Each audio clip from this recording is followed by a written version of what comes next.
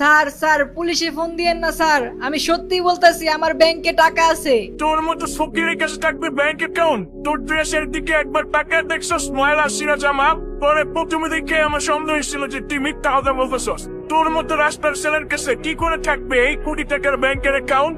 এই ব্যাংকে শুধু বড়লোকদের অ্যাকাউন্ট থাকে। ব্যাংকের ম্যানেজার কিছুতেই প্রিমিসের কথা শুনছেন না এবং সে সিদ্ধান্ত নিয়েছে প্রিমিসকে পুলিশের কাছে ধরিয়ে দিবে, কারণ ফিঙ্গারপ্রিন্ট মেশিনে প্রিমিসের আঙ্গুল ম্যাচ করেনি। এরপর ব্যাংকের ম্যানেজার যখনই পুলিশকে ফোন দিতে যাবে ঠিক তখনই প্রিমিস বলে, আরে আরে স্যার আপনি কি করতেছেন? পুলিশে কেন ফোন দিচ্ছেন? স্যার এমন তো হইতে পারে আমি ভুল আঙ্গুল দিছি, ডান হাতের আঙ্গুলটা কাজ করতেছে না, বাম হাতেরটা তো কাজ করতেও পারে। স্যার প্লিজ আপনি আমাকে আরেকটা সুযোগ দিন। দেখ, এই আঙ্গুল যদি কাজ না হয় আবার কোয়েশ্চন অন্য আঙ্গুল ট্রাই করো। বারবার ট্রাই করার কোনো সুযোগ নাই, এটাই লাস্ট।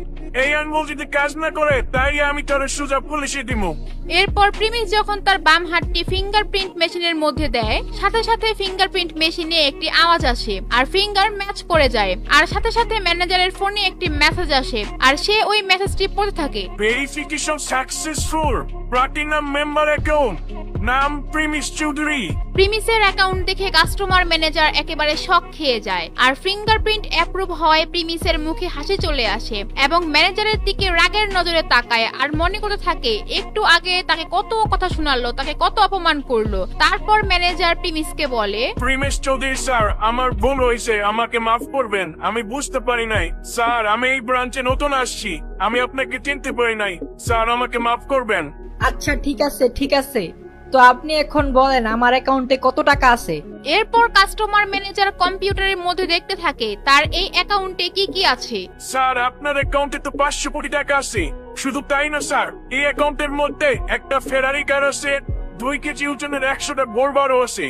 এগুলো শুনে প্রিমিস ভাবতে থাকে সে এই টাকা দিয়ে কি কি করবে, আর ব্যাংকের কাস্টমার ম্যানেজার তো একেবারে অবাক হয়ে যায়। মাত্র 20 থেকে 22 বছরের একটা ছেলের কাছে এত টাকা, এত সম্পত্তি। প্রিমিসের কাছে যেই টাকা ছিল সেই টাকার 10%ও এই ব্যাংকের কারো কাছে ছিল না।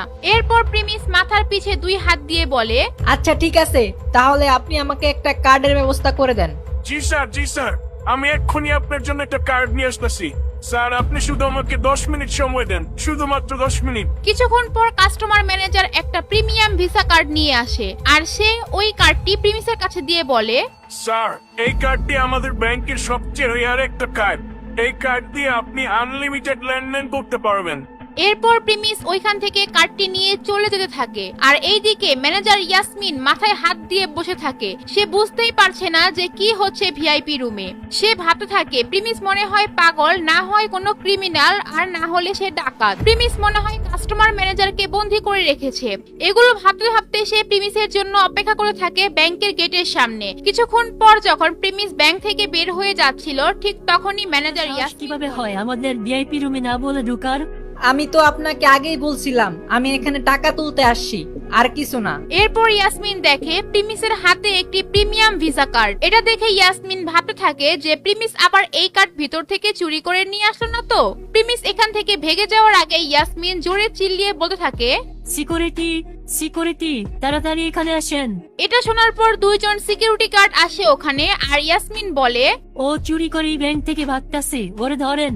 এরপর সিকিউরিটি গার্ড 2 জন প্রিমিসের দিকে বন্দুক তাক করে দাঁড়িয়ে থাকে আর ইয়াসমিন ভাবতে থাকে প্রিমিস ভিআইপি রুমে ঢুকে কাস্টমার ম্যানেজারকে মেরে কার্ডটি নিল না তো। আর এটা ভাবার সাথে সাথে ইয়াসমিন পুলিশকে ফোন দেয় আর বলে, স্যার স্যার, আমাদের ব্যাংকে চোর ঢুকছে, চোর আমাদের ব্যাংকে ঢুকে আমাদের কাস্টমার ম্যানেজারকে মেরে ফেলছে।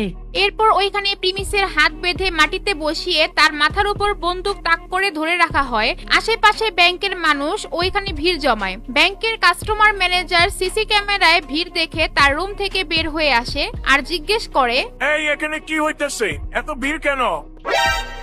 স্যার আপনি বাইচা আছেন? আরে আমি এত তাড়াতাড়ি মরতে যাবো কেন? আর তুমি এখানে কি তামসা শুরু করছো? কি হয়েছে এখানে? এরপর কাস্টমার ম্যানেজার একটু সামনে যেয়ে দেখে প্রিমিসকে বন্দী করে রাখা হয়েছে। আরে কে করছে এই কাজ? প্রিমিস চৌধুরী স্যার কি বন্দি করছে কে? Chowdhury sir, we are very sorry. ওনারা হয়তো বুঝতে পারে নাই, ওদের পক্ষ থেকে আমি মাপ চাচ্ছি। আপনি জানতে চাইছিলেন না কে এই কাজ করছে? এই যে এই মেয়ে কাজ করছে। শুধু তাই না, উনি আমাকে বলছে আমি নাকি কার চুরি করছি। এরপর উনি পুলিশেও ফোন দিছে আমি নাকি আপনাকে খুন করছি। উনি আমাকে ক্রিমিনাল আর চোর ভাবছে। ইয়াসমিন একদম ভয় পেয়ে যায় আর মাথা নিচু করে ফেলে। আর এটা দেখে কাস্টমার ম্যানেজার বলে, ইয়াসমিন, এখন যা শুনলাম এগুলা কি সত্যি নাকি? তুমি কে কাজ করছো? স্যার আমি আসলে বুঝতে পারি নাই, এখানে আসলে একটা বড় মিসআন্ডারস্ট্যান্ডিং হয়েছে। উনি জোর করে আপনার রুমে ঢুকে পড়ে, তাই আমি ভাবছি হয়তো উনি আপনাকে জোর করে কার্ড বানাইছে, পরে আপনাকে মেরে ফেলছে।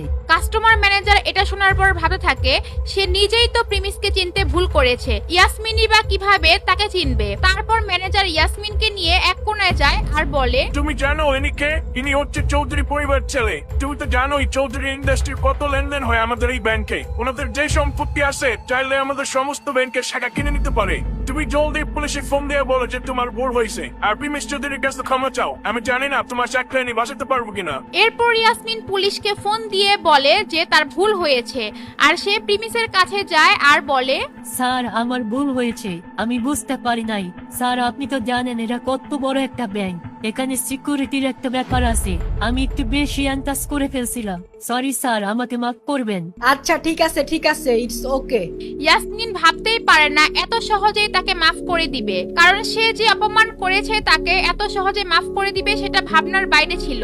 এরপর প্রিমিস ব্যাংক থেকে বের হয়ে যায়। গরিব থেকে প্রিমিস একদিনের মধ্যে বড়লোক হয়ে যায়। এখন প্রিমিস এই টাকা দিয়ে কি করবে? এত টাকা একসাথে পাওয়ার পর কি প্রিমিস খারাপ হয়ে যাবে, নাকি প্রিমিস আগের মতনই সৎ থাকবে? প্রিমিসের সাথে সামনে আরো কি ঘটতে যাচ্ছে সেগুলো